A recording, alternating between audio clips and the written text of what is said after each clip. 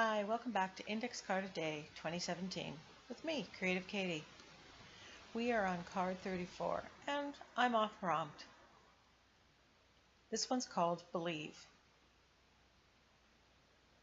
Links to any supplies can be found in the description box.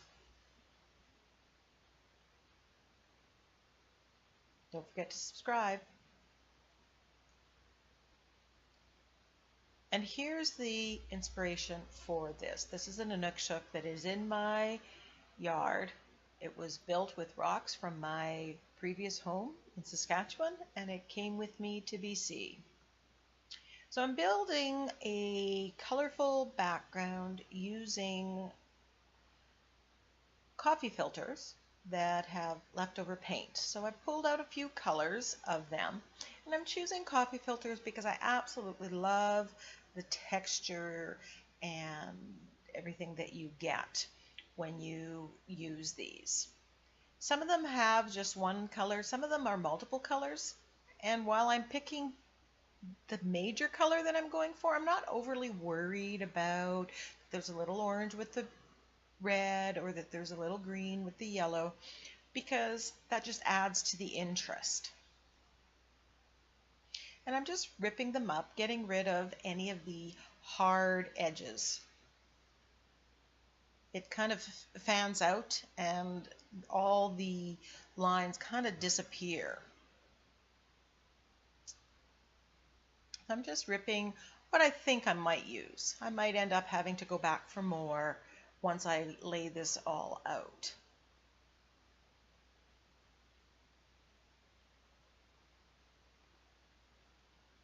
So here I want the blue color, but I'm not worried about having a little bit of the purple because that'll blend into the next color, which will have purple.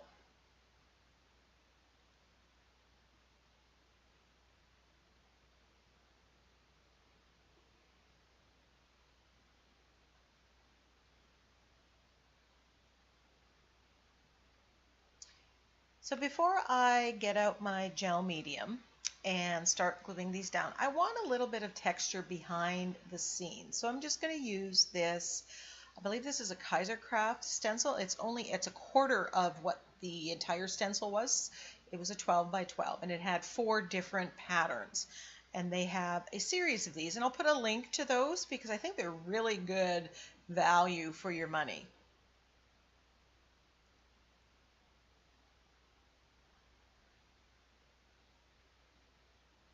So I'm just putting some overall background texture because I don't want it to be completely flat. So now I'm going to clean the stencil, get the modeling paste off of the stencil, and dry this up. So now that everything's dry, I'm just using gel medium, and I decided to start at the top with the lightest colors and move to the darkest colors.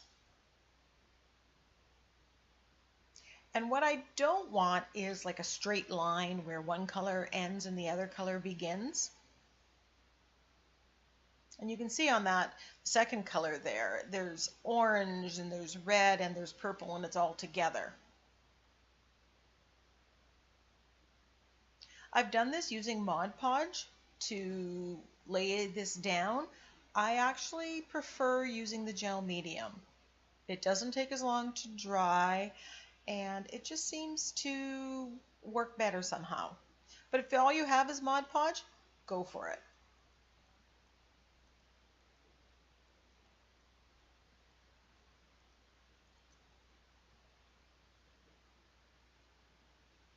So I'm just going to repeat this with each and every color as I go down.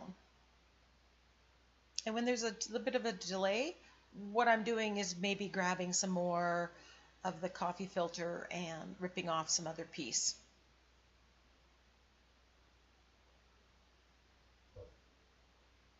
Now you can keep the little pieces that you have left over, or you can throw them out. Depends. I usually keep them for a while and then see. Not sure which blue I want to go for, but I'm thinking that one's a little too dark And when you see the next step, you'll maybe agree. So I have this one that has some gold splatters on it. Really nice way of adding a little extra something something to a relatively plain colored coffee filter. I really enjoy collaging with those with that little fleck of gold or metallic in it.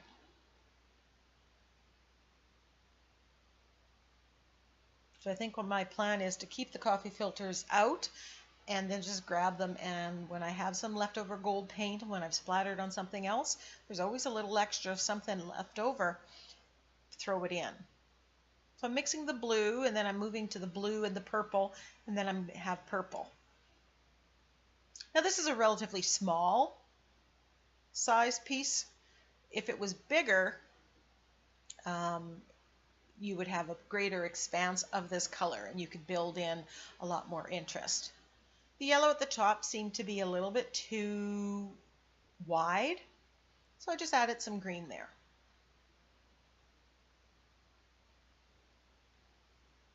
And then I'm using the purple. Actually, this was the same as the purple that I pulled out the orange in.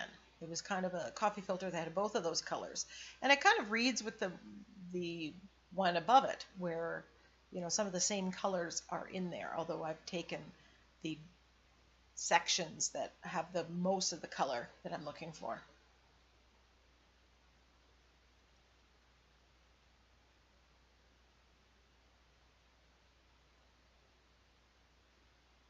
This index card from start to finish in real time only took about 25 minutes.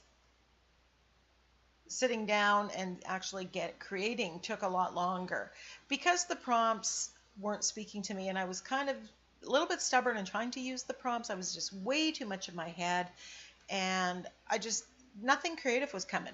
So I just decided to table all of the Daisy Yellow prompts for now because they're not speaking to me, and I just went with something that inspired me from my yard or something in my real life, or just another prompt. And I keep a list of those for such purposes.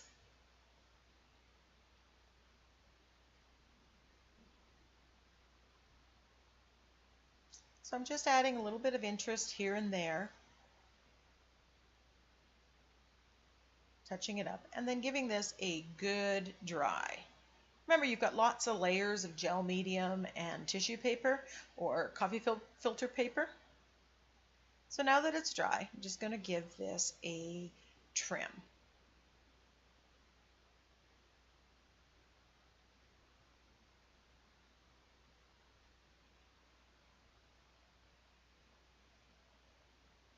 And I don't know that you can see the texture, but you can definitely feel it. And I thought for a while of rubbing some black on there to make the texture stand out, but I said, no, you know what? In real life, you can see this. So now what I'm doing is tracing out with a Stabilo all pencil white, just an Inukshuk shape. And they're, typically they're rocks, so it doesn't matter if it's bigger or shorter or whatever. I just thought, okay, I'm just going to go for this. It's a little bit taller than I want, so I'm trimming some of them, making them a little bit, and just quickly cutting this. And I used a jelly print. If I didn't have a jelly print, I could just paint it black, but this has a lot of interest in it. There's the other colors that are reflected in the background that are in that jelly print. So it's always good when you're doing jelly prints to pull some primarily black ones, kind of a cleanup print, and get all that grunge, because it's perfect for this.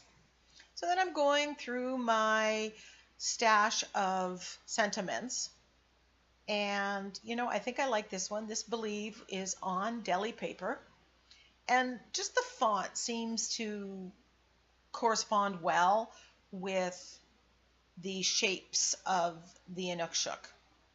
And it's bold and it's black, and it just works well together.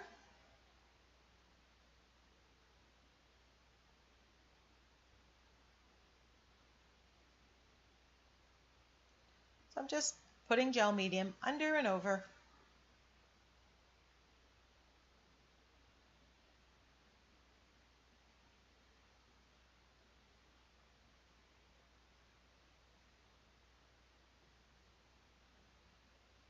Alternatively, I could have used kind of a gray jelly print and then shaded it black around it, and that would make it pop.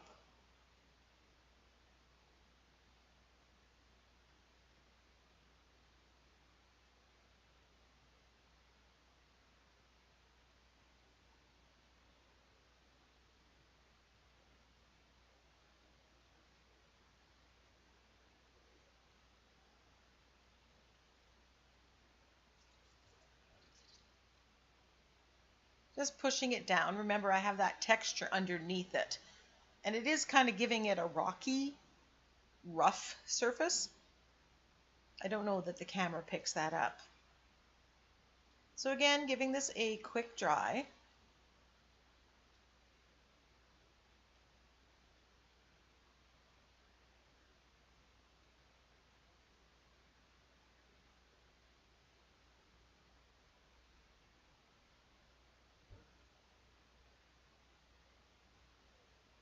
I'm getting a little bit of the black acrylic paint and a makeup sponge. I'm just going to edge it with the black, just to tie in with the black that's in the Nookshook and the black that's in the Sentiment. And because of all the texture, it's not a solid line. It's kind of broken up, and I think that just works well with the whole thing.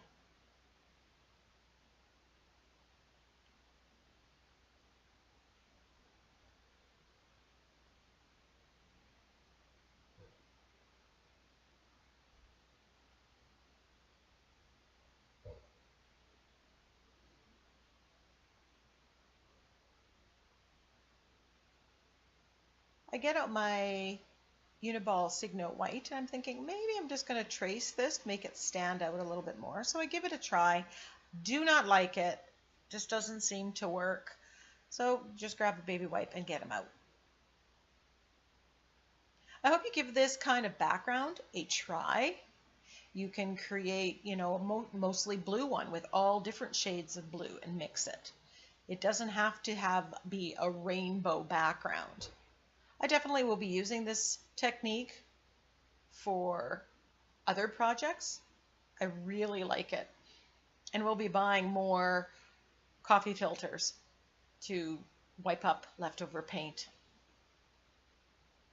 I just absolutely love the effect that they give.